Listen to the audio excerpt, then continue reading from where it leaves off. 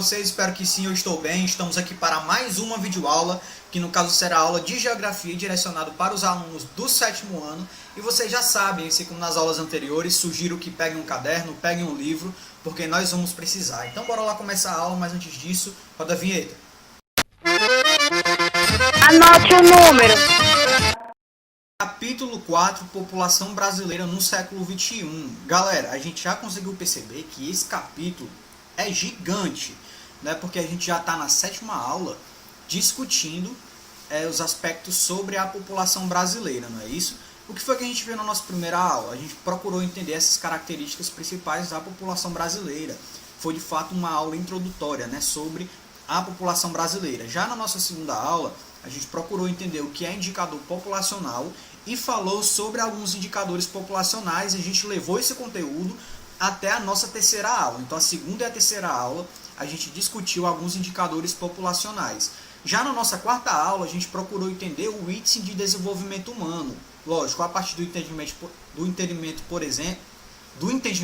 exemplo, do PIB, do Produto Interno Bruto. A partir do PIB, a gente chegou no índice de desenvolvimento humano, no IDH. Esse foi o assunto da nossa quarta aula. Na nossa quarta aula, a gente procurou entender a estrutura da população brasileira de fato. E na sexta aula, a gente procurou materializar essa estrutura da população brasileira na pirâmide etária. Já na nossa sexta aula, né, a gente procurou entender ali o que é a pirâmide etária, procurou entender as características principais da pirâmide etária e a gente inseriu as características, os dados da população brasileira nessa pirâmide. Hoje, na nossa 7ª aula sobre o capítulo 4, né, sobre a população brasileira no século XXI, a gente vai procurar entender a distribuição espacial da população brasileira, certo? Então esse é o conteúdo da nossa aula de hoje, então bora lá.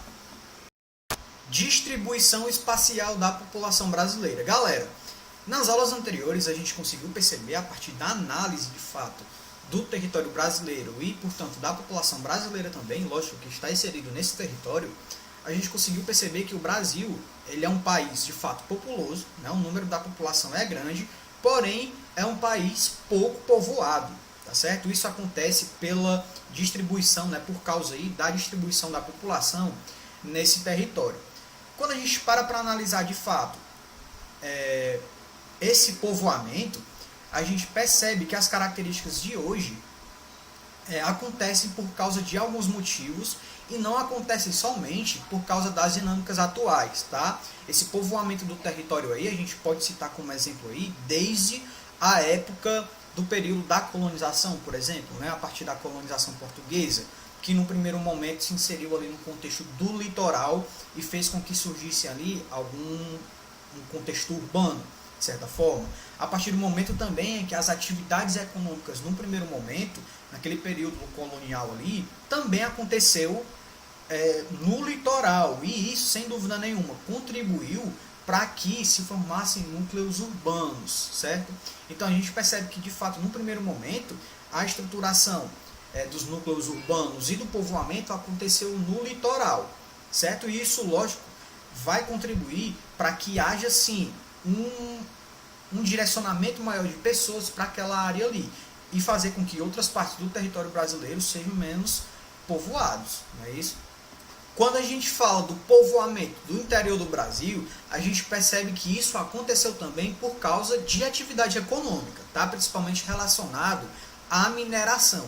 O que é que a gente percebeu? Que a mineração fez com que fossem gerados ali ao redor dessas áreas mineradoras núcleos urbanos também, tá? Ao final das atividades da mineração em determinada área, a gente percebeu que os núcleos urbanos se mantiveram, né, em grande parte ali, parte da população continuou nesses núcleos urbanos, porém outra parcela voltou para o litoral.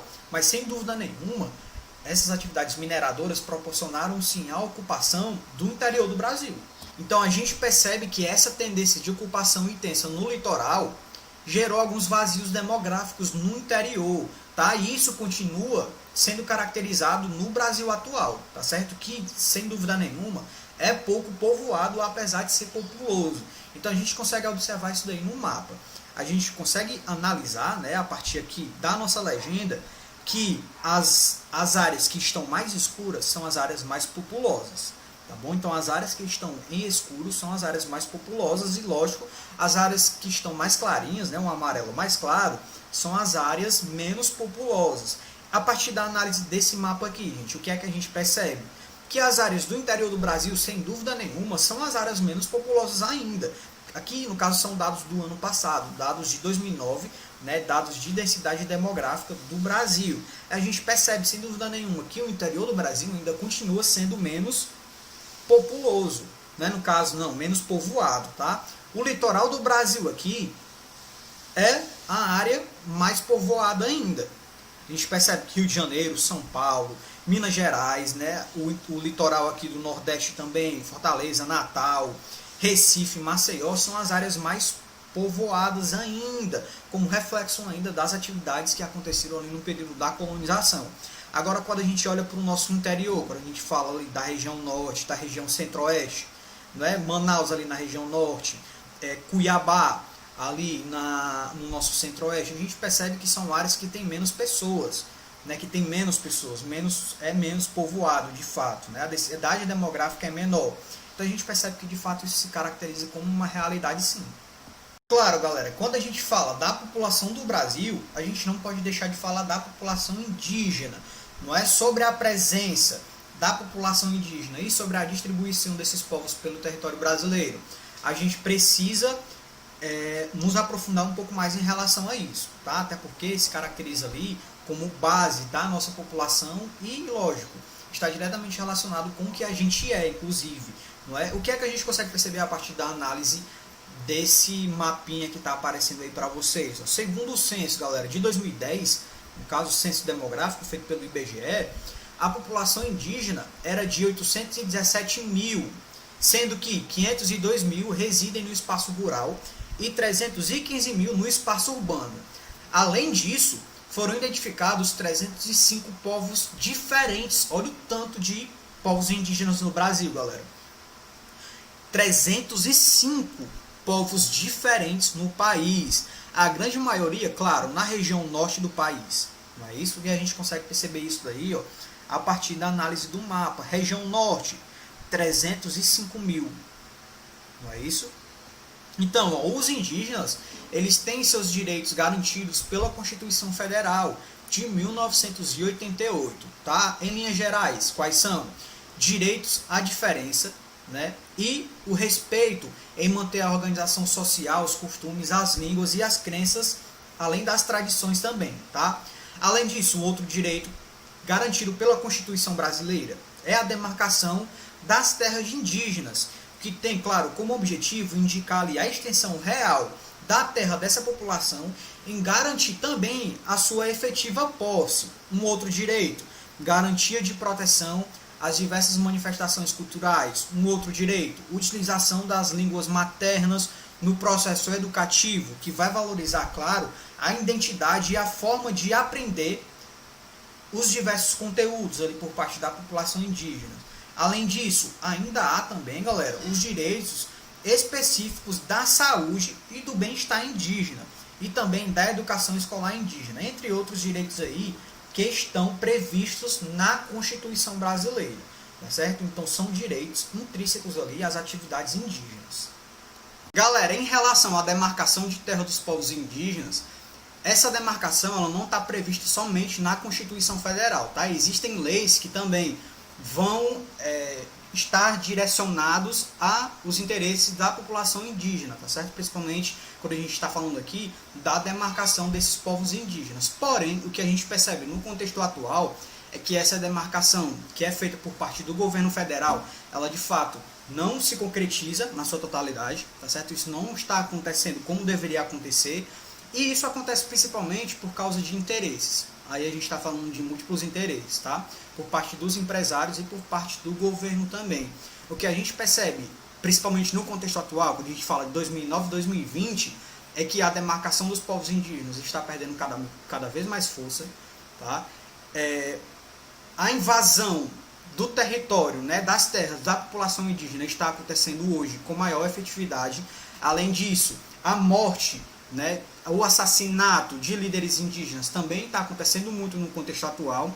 Isso acontece por causa dos interesses que estão em volta disso, tá? A gente está falando aqui de plantação, tá? De atividades relacionadas à agricultura e à plantação, né? A criação do gado, que tem interesse nessas terras indígenas e, portanto, vão reivindicar essas terras indígenas através do caminho errado, digamos assim. Tá? E além disso, as atividades mineradoras também, que têm interesse nesses territórios aí.